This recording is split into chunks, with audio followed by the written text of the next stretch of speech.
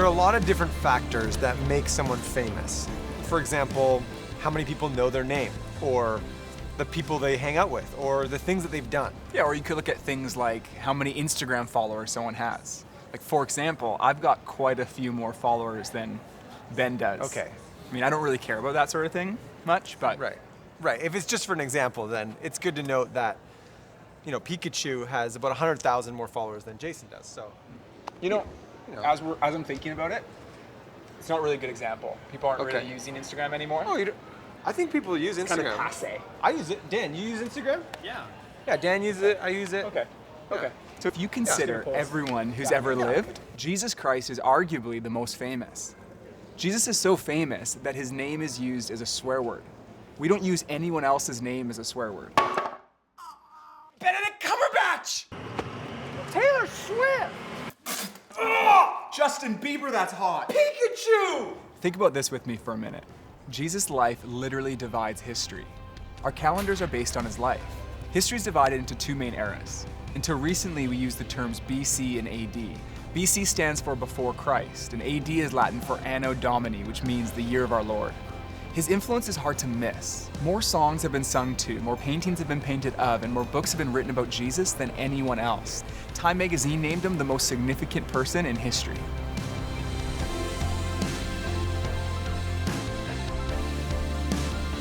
I think it'd be snowboarding. I grew up watching Disney Channel and everything, and I want to be on one of those sitcoms where I can make children smile. The next biggest technological invention.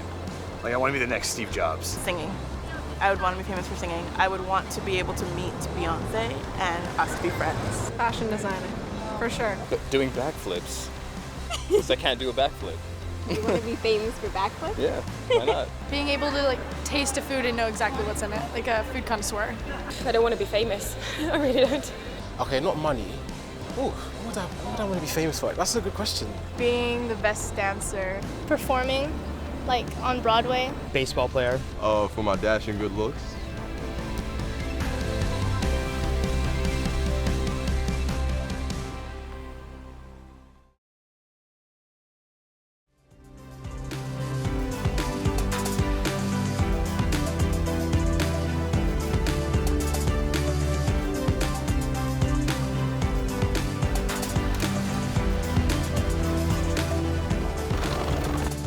Up, we are on our way to Israel right now. It's so exciting. I heard they have really good food in Israel. Oh yeah, and it's also the place that Jesus lived. That's the main reason why we're going. That's why we're going. Hey, if we can get some good food, that's pretty exciting too. Awesome. Now you may be wondering, why are we talking so much about Jesus? Well, first, the life, death, and resurrection of Jesus is the centerpiece of the Christian faith. And Jesus' resurrection not only suggests that God exists, but that God should be seen and understood through the lens of Jesus. So who is Jesus? And what historical evidence is there for his life, death, and resurrection?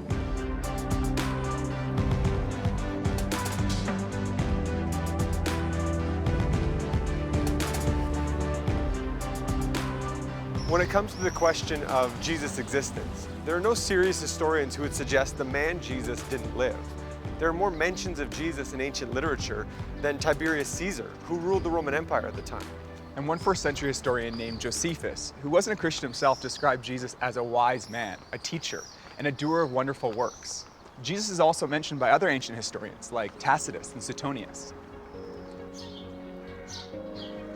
So there is evidence from outside the New Testament that he lived here in Israel.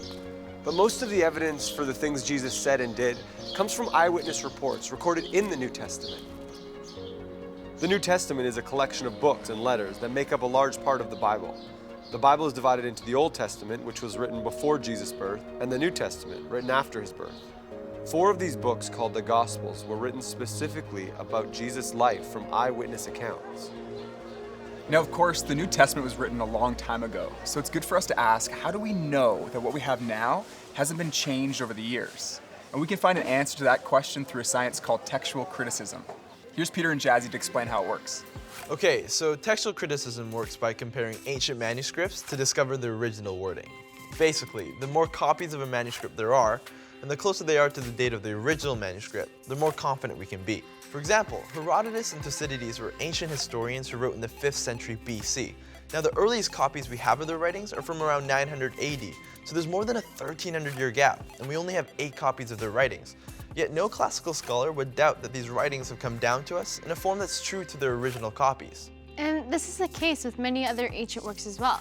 For example, Livy's Roman History, 900-year gap with 20 copies. Caesar's Gallic War, 950-year gap with 9 to 10 copies. And Tacitus, 1,000-year gap with just 20 copies. And then we come to the New Testament, and what we see here is that the time gap is significantly shorter. It was written between 40 to 100 AD, and the earliest manuscript was written as early as 130 AD, and there are 5,309 Greek manuscripts, 10,000 Latin, and 9,300 others, making the New Testament totally unique amongst other ancient books. Textual critic F.J.A. Hort said this: "In the variety and fullness of the evidence on which it rests, the text of the New Testament stands absolutely and unapproachably alone amongst ancient prose writings." So, we can look confidently to what's written in the New Testament. What we know from inside and outside the New Testament is that Jesus was a Jewish man, born here in Israel in the 1st century. He lived in many ways like most of us. He ate, slept, laughed, and cried, and he would have walked along roads not far from here. Many people today would say, okay, he lived, and maybe he was a great religious teacher, but no more than that. But there's evidence that suggests that Jesus was more than just a great religious teacher. The first piece of evidence we'll look at is what he said about himself.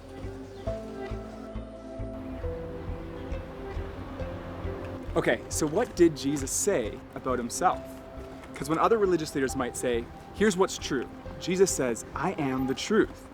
And when others might say, here's how you find full life, Jesus says, I am the life. Jesus said, I am the bread of life, as if to say, I'm the one who can fulfill that spiritual hunger in your heart. All of us carry around things like guilt or worry, fear and anxiety. Jesus said, come to me, all you who are weary and burdened, and I will give you rest. Jesus said, if you receive me, you receive God. If you welcome me, you welcome God.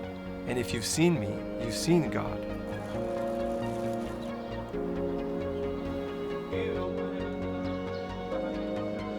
At the heart of Christianity is a message of forgiveness. On many occasions, Jesus said to people, your sins are forgiven. And this statement would have made the religious leaders of his day furious because they knew that only God can forgive sins. So for Jesus to say something like that was to put himself in the same place as God. One of the most direct claims Jesus made is recorded in John's Gospel. He said, I and the Father are one. When the religious leaders heard him say this, they were so angry they wanted to stone him. But before they could, Jesus said, I have shown you many good works from the Father. For which of these do you stone me? We are not stoning you for any good works, they replied, but for blasphemy, because you, a mere man, claim to be God. Those who were around him, who heard him and opposed him, said, you're claiming to be God.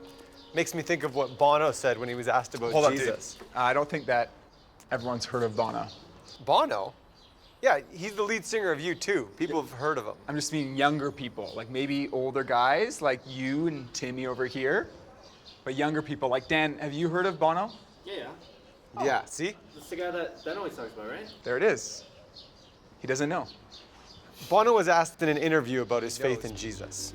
The reporter said, Christ has his rank among the world's great thinkers or good religious teachers, but Son of God? Isn't that a little far-fetched? Bono replied, I don't think you're let off easily by saying he was a great thinker or philosopher, because actually he went around saying he was the Messiah. That's why he was crucified. He was crucified because he said he was the Son of God. So he either, in my view, was the Son of God or he was nuts. And I find it hard to accept that all the millions and millions of lives, half the earth for nearly 2,000 years, have felt their lives touched and inspired by some nutter. I don't believe it.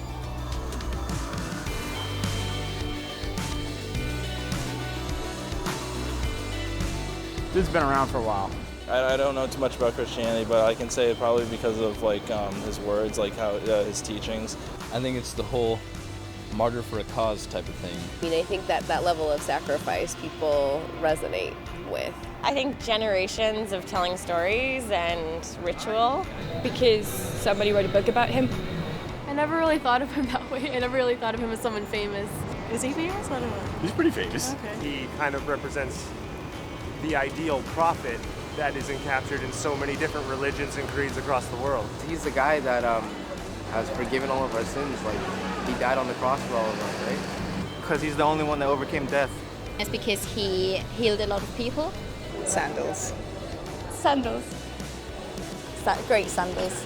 What I do think is to do with like aggressive propagation of like Christianity. It's a character that lots of people just confide in, don't they? So I think that's probably why he's quite big.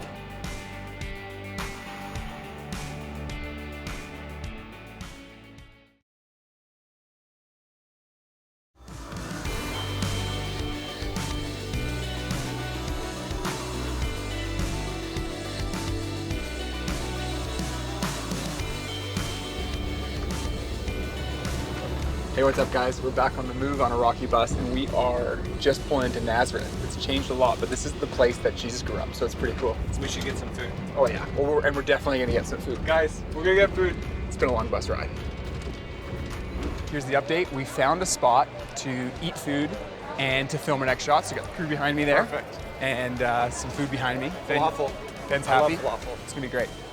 I think when you look at everything Jesus said about himself, it's clear that he did make that claim, that he was a person whose identity was God. Yeah, and that's a massive claim, and it needs to be tested. So let's look at what evidence there is to back it up. One of the first things you'll notice when reading about Jesus is that he lived a miraculous life. He turned water into wine at a wedding. He multiplied food to feed thousands, and he healed those who were sick.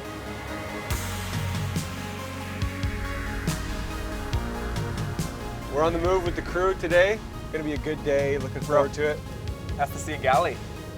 This is the Sea of Galilee right here. Is it bigger or smaller than I thought? I don't know.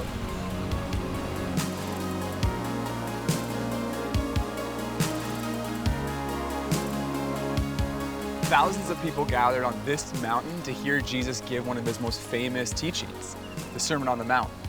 In this message, he said, "Do to others as you'd have them do to you. Love your neighbor as yourself, and love your enemies." Jesus' teaching has been the foundation for entire cultures and civilizations in the West. Many of the laws we have today were originally based on things he taught. After 2,000 years, it still hasn't been improved on. One of my favorite moments in Jesus' life is recorded in the New Testament by Jesus' friend Matthew. A man who suffered from leprosy ran up to Jesus asking to be healed. Now, leprosy is a brutal disease. It destroys nerve endings and often led to disfigurement and the loss of limbs. People with leprosy were often treated as outcasts because others were afraid to go near them. This man was so desperate that he knelt on the ground begging Jesus to heal him. And Jesus reached out his hand and touched the man, which is something no one else would do. And instantly the leprosy was gone. This is such a great picture of the character of Jesus. Not only was Jesus able to miraculously heal the man, he was willing to touch someone that no one else would. Jesus spent time with social outcasts, and he didn't let popular opinion control how he acted or treated others. He was friends with the marginalized and those that some might think God couldn't possibly love.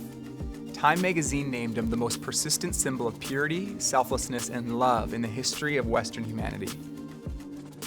Okay, so while our primary source of information about Jesus is in the New Testament, we also see references to Jesus in the Old Testament, and that's the next piece of evidence we're going to take a look at. Jesus' fulfillment of Old Testament prophecies, specific things about Jesus' life predicted in advance. There's been no one else in history that has ever had a whole collection of books written about them before they were born. Jesus fulfilled over 300 Old Testament prophecies, things like where he would grow up or the family he would be born into. And at one point, he fulfilled 29 of them in a single day. Now, after hearing something like that, you might be thinking to yourself, well, maybe Jesus was just a con man who set out to deliberately deceive people. He could have just read about all these prophecies and then set out to do what they said he should do. But there are actually two problems with this theory. The first problem is the sheer number of prophecies he fulfilled. And the second problem is the fact that, humanly speaking, he actually had no control over many of these things. In fact, there were prophecies about the exact way he would die, the place of his burial, and even about the place of his birth. As news spread about Jesus, his message of forgiveness, his love for the outcast, and the powerful miracles he performed, people came from all over to see him. But the religious and political leaders of his day were threatened by his growing popularity, so they plotted to have him arrested and killed. They handed him over to the Roman officials and put him on trial as a rebel against Rome. The Roman governor, Pontius Pilate, interrogated him and said he couldn't find any fault with him. But there was so much pressure from the crowd that he gave in and he handed Jesus over to be executed by crucifixion. They put nails in his hands and in his feet, and they hung him on a cross to die with criminals on his right and his left. He was pronounced dead by Roman executioners. His body was taken down from the cross and put in a tomb in a well-known location just outside of Jerusalem. But what we see in the New Testament is the story of Jesus' life doesn't end there.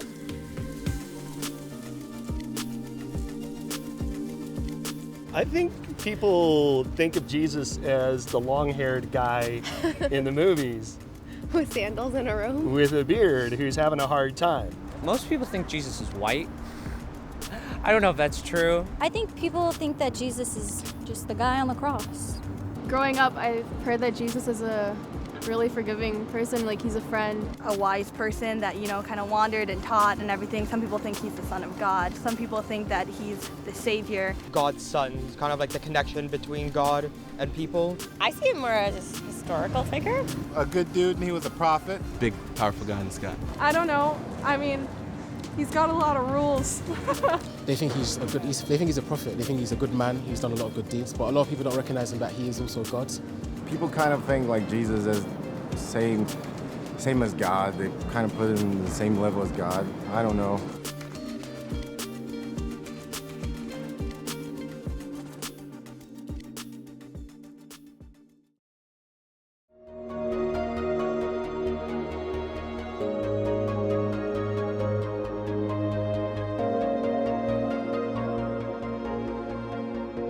The final piece of evidence we're going to look at is Jesus' conquest of death. The physical resurrection of Jesus is the cornerstone of Christianity. And this matters to every single one of us because we're all going to die. When you go to a funeral and you see the coffin being lowered into the ground, it looks absolutely final. And it is, unless Jesus died, was buried in a tomb, and then was raised to life, in which case the grave has lost its power and death has been conquered. So I grew up in a family, there was no faith, no religion, no God, no prayer, no Bible. It was just, didn't talk about it. My dad was so atheistic that when my older brother was born a few years before me, his name's Matthew, and he said, we have to spell his name with one T as not to be biblical. I don't want it to be spelled like it's in the Bible. And so literally on his birth certificate, his name is spelled with one T. And then when I was 17, I was in high school, and I met a guy named Chris in woodworking class, and he came up to me and he's like, listen, this guy was, womanizer, drug dealer, whatever, the whole thing. And that's why I hung out with him. And he said, listen, I got my life changed by Jesus. And I'm like, well, what's this about? And so I began kind of exploring as a skeptic, which is what I was. So when Chris started talking to me about Christianity, as someone who grew up in an atheistic home, I wasn't just going to accept what he was going to say. So I was like, okay, did this actually happen historically? What's the evidence? Because I'm not a super emotional person. I'm not going to just buy into something because I get swept up in the emotion of it. So then what that made me do is I got to go investigate this stuff. So when I was 19 was the first time I actually walked into a church. And I found skeptics there, skeptics who were actually serious about answering the deep questions. It was all these people going, yeah, I have that question too, but here's what I found, this legit thing, and let's compare this and this.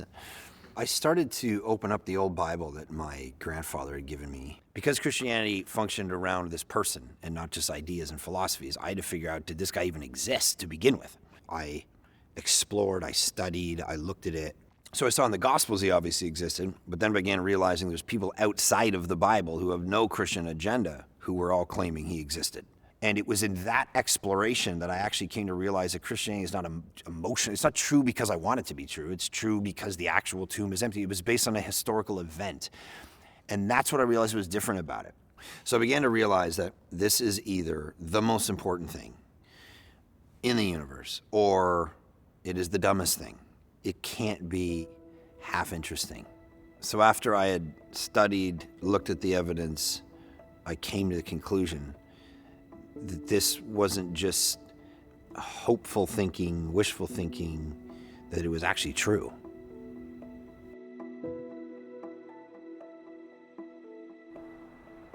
There are 4 pieces of evidence for Jesus' resurrection.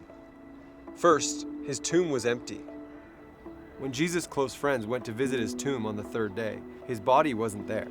People have come up with all kinds of explanations for this, but none of them stand up against thoughtful evaluation. For example, maybe the authorities stole the body. But if they did, then they would have shown that they had it when people start saying that Jesus had risen from the dead. Or others might say, okay, then robbers stole the body. When the disciples heard that Jesus had been seen, they ran to the tomb. Jesus' body wasn't there, but the grave clothes that he'd been wrapped in were still there. These would have been the only valuable things that the robbers might have taken. Even the piece that had been around Jesus' head had been folded up and put off to the side. The second piece of evidence for Jesus' resurrection is his presence with the disciples. Jesus was seen more than 11 times after his resurrection, and on one occasion by a group of around 500 people. Now some might say, well, that could have been a hallucination. But think about it. 500 people can't hallucinate the same thing. The third piece of evidence is the transformation we see in the disciples. Here's a group of people who were devastated that their leader had been killed, and they were afraid themselves that they would be arrested and killed. And then suddenly, they were transformed. Instead of being discouraged and fearful, they were full of hope and courage. And they were so confident in the message, they went around telling everyone, Jesus is alive. And many of the disciples were later killed or tortured because they wouldn't stop spreading this message. Why would someone be prepared to die for something they knew wasn't true? But the disciples believed it was true.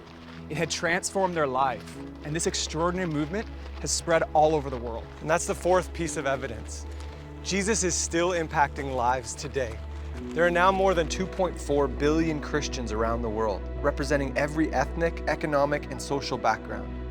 The disciples spoke about a risen Jesus, and there are billions of Christians around the world today who also speak of an encounter with the risen Jesus Christ. So how do we respond to all this? It seems clear that Jesus really did claim to be a man whose identity was God. And when we look at the evidence, his teaching, his life, his character, his fulfillment of prophecy, and his resurrection from the dead, it all provides strong support that what Jesus said about himself was true. And this truth isn't just head knowledge, it's truth we can experience in our hearts. I've experienced a relationship with Jesus, and it's changed my life. And that's what Jesus wants for each one of us, life, and life in all its fullness. God has revealed himself in Jesus. Jesus really is who he claimed to be. He really did rise from the dead. And that means there's hope beyond this life, and there's hope for this life. And that's what I've found, and you can too.